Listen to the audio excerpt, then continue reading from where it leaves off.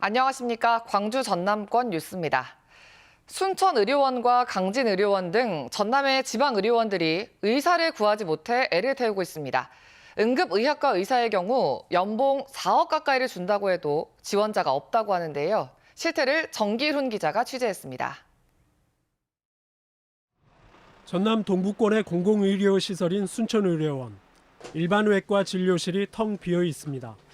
석 달 전 의사가 그만둔 뒤 아직까지 충원하지 못했습니다. 순천의료원의 신경외과입니다. 3년 전부터 이렇게 의사가 공석 상태여서 진료 과목을 종이로 가려놨습니다. 응급실 운영도 빠듯합니다. 응급실 의사 정원이 4명이지만 현재는 2명뿐이어서 밤에 맞교대합니다. 의료원 측이 최근 전화로 채용 정보를 물어본 의사에게 연봉 3억 8천만 원을 제시했지만 해당 의사가 4억 2천만 원을 요구해 협상이 깨졌습니다. 훨씬 더 상향된 조건을 요구하셔서 지금 저희가 의료진을 충원을 하려면 조건을 변경해야 되는 상황에 있는 것 같습니다. 현재 순천의료원에 부족한 의사는 정원 대비 모두 6명. 진료를 볼 수 없는 과목이 늘면서 환자들도 불편을 호소합니다. 많이 줄었어요, 사람이. 예, 그래 좀 안타깝네요. 좀 활성화가 돼야 될 텐데. 전남 서부권의 강진의료원과 목포의료원도 사정은 비슷합니다. 강진의료원은 2년 전 그만둔 안과 의사를 아직까지 충원하지 못하는 등 정원 대비 의사 3명이 부족합니다. 목포의료원도 부족한 의사 4명을 구하지 못해 발등에 불이 떨어졌습니다. KBS 뉴스 정길훈입니다.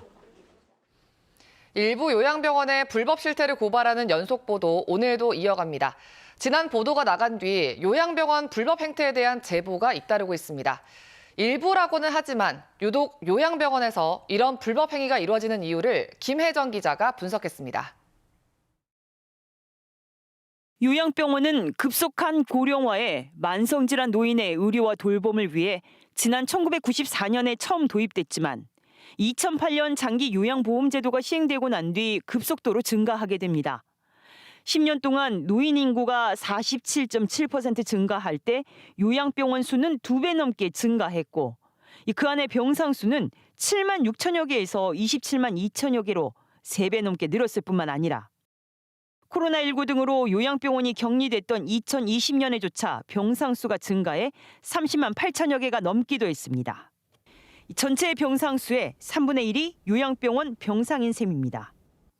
결국 과다 경쟁 속에 일부 요양병원이 수익을 내기 위해 불필요한 장기 입원 환자를 만드는 상황이 생기자 이를 막기 위해 보건복지부는 지난 2019년 건강보험공단에서 요양병원에 지급하던 본인 부담금을 환자에게 직접 지급하는 등 일부 의료 정책을 개편해 요양병원에 과도한 경쟁을 제재했습니다.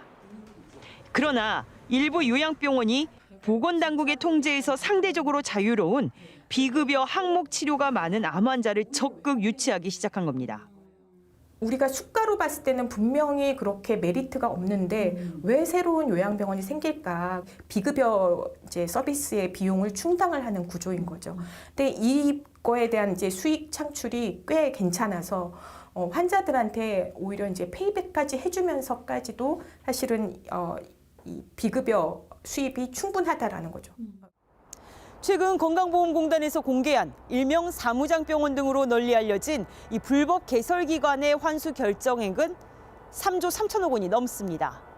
이 가운데 절반이 넘는 1조 7천억 원이 이 요양병원에서 징수해야 할 금액인데요. 얼마나 불법과 탈법이 난무했는지 단적으로 보여주는 얘기도 합니다. 이 불법 요양병원 환수액 징수율은 5%도 채 되지 못하는 상황. 결국 보건당국이 요양병상 증가를 제대로 통제하지 못하는 사이 불필요한 환자와 치료가 난무하면서 건강보험 재정 악화와 보험료 인상 등 각종 사회적 비용의 천문학적 손실이 더해지고 있습니다. KBS 뉴스 김혜정입니다. 해남군이 오시아노 관광단지에 공공하수 처리장을 설치합니다. 해남군은 올해 1단계 준공을 목표로 국비와 도비 143억 원을 투자해 하루 1,500톤을 처리할 수 있는 공공하수 처리장을 설치한다고 밝혔습니다. 오시아노 관광단지 개발은 1995년 토지 매입을 시작으로 진행됐으며 2012년 골프장과 단지 내 도로, 부지 조성을 완료했지만 공공하수 처리 시설이 설치되지 않아 관광단지 활성화에 어려움을 겪었습니다. 해남군은 공공하수 처리 시설이 설치되면 올해 하반기 완공 예정인 리조트와 호텔 등과 함께 오시아노 관광단지 활성화에 큰 도움이 될 것으로 전망했습니다. 영광군이 전국에서 가장 높은 출산율을 보이고 있습니다. 통계청이 최근 발표한 자료를 보면 영광군의 합계 출산율은 1.81명으로 전국 시군구 가운데 가장 높았고 4년 연속 1위를 기록했습니다. 전남에서는 영광에 이어 신안과 장흥, 완도 순으로 출산율이 높았습니다. 전국 평균 출산율은 0.78명으로 시도별로는 세종시가 1.12명으로 가장 높았고 전남이 0.97명으로 두 번째였습니다. 광주시가 다음 달 올해 첫 무등산 정상 개방 행사를 열기로 했습니다. 하지만 외국인들은 출입이 제한돼 차별 논란이 일고 있는데요. 어떻게 된 일인지 김혜린 기자가 취재했습니다. 56년 넘게 주둔해온 방공포대를 이전하고 오는 9월 정상 개방을 앞둔 무등산. 그동안 1년에 한두 번 날짜를 정해 한정된 인원을 대상으로 개방 행사를 해왔습니다. 다음 달 올해 첫 정상 개방 행사를 열기로 했는데 차별 논란에 휩싸였습니다. 내국인만 출입이 가능하다고 했기 때문입니다. 이주 노동자나 외국인 유학생 등은 출입할 수 없는 겁니다. 평소에 친구들이랑 등산도 가끔씩 하거든요. 근데 이번에 개방 행사는 참여 못하는 거 좀 아쉽고 외국인들 못 가는 게 좀 이해가 안 가요. 광주시가 출입 제한의 근거로 든 건 공군 보안 규정입니다. 외국인이 군사 보호시설에 출입할 경우 지휘관 승인 절차를 거쳐 보안 대책을 수립하고 출입 한 달 전에는 신청을 마쳐야 한다는 내용입니다.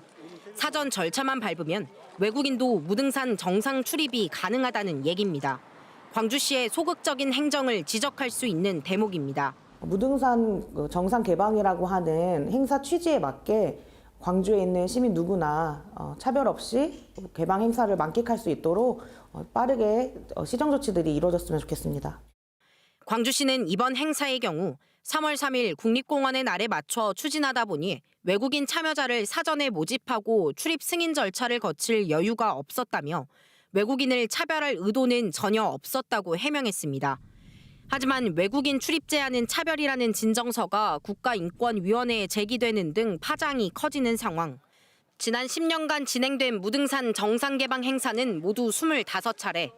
47만 명이 넘는 시민들이 다녀갔지만 외국인에게 무등산 정상은 오를 수 없는 차별의 상징이 됐습니다.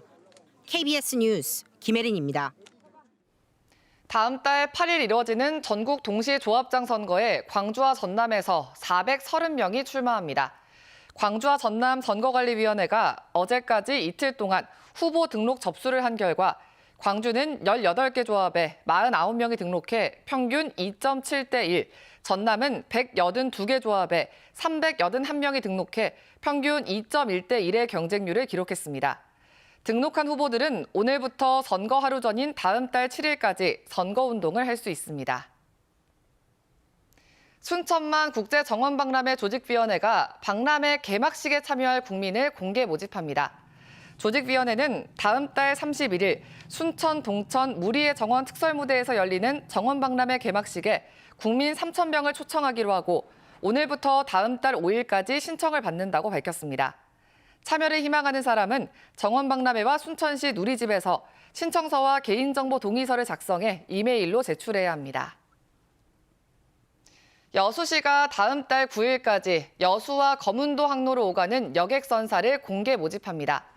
신청 자격은 설령이 20년 이하로 300명 이상 승선이 가능한 250톤급 이상 쾌속선이나 초쾌속선을 보유한 선사로 하루 2차례 운항해야 합니다. 현재 여수 거문도 항로에는 여객선이 하루 왕복 1차례만 운항해 관광객과 섬 주민들이 불편을 겪고 있습니다. 신안군의 섬 지역 수도 정비 기본 계획이 환경부의 최종 승인을 받았습니다. 수도 정비 기본 계획은 천사대교 개통과 관광객 급증에 대응해 광역 상수도와 지방 상수도를 잇는 상수도 비상 연계관로 구축과 소규모 급수시설 개량, 마을 상수도 정비 등의 내용을 담고 있습니다. 이번 승인안에는 또 오는 2025년까지 암태도 등 4개 섬에 광역 상수도를 공급한다는 계획도 포함됐습니다. 전라남도가 국고 건의 신규 사업 보고회를 열고 내년 국비 3천억 원을 포함한 총 사업비 11조 9천억 원 규모의 국고 활보 활동에 본격 나섰습니다. 신규 사업은 에너지 대전환과 탄소 중립 등 5개 분야 111개 사업이고 특히 미래 성장 동력이 될 대형 전략 사업과 함께 도민이 체감할 생활 밀착형 사업이 포함됐다고 전남도는 설명했습니다. 전남도는 이번 보고회를 시작으로 대규모 계속 사업과 예비 타당성 조사 사업 등 다양한 분야의 국고 예산을 확보할 수 있도록 총력 대응할 방침입니다.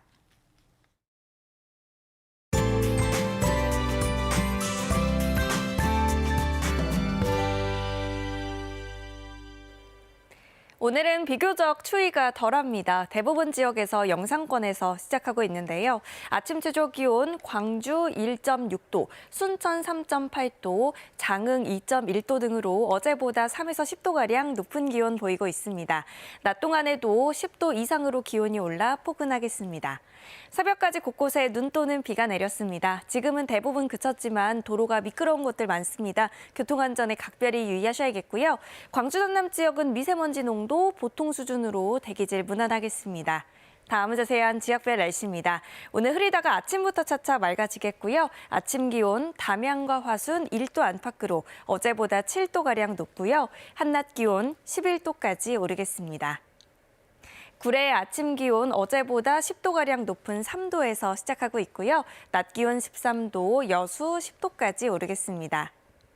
목포의 한낮 기온 7도, 무안 8도, 강진 11도까지 올라 어제보다 1, 2도가량 낮겠습니다.